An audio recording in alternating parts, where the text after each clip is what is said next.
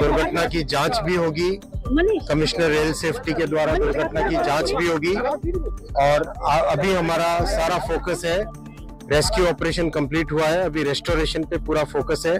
ये main line है और किसी भी तरीके से इस दुर्घटना के जो कारण है उस कारण पे भी पूरा ध्यान देके उस तरह के कारण फिर से कभी ना हो वो व्यवस्था की जाएगी।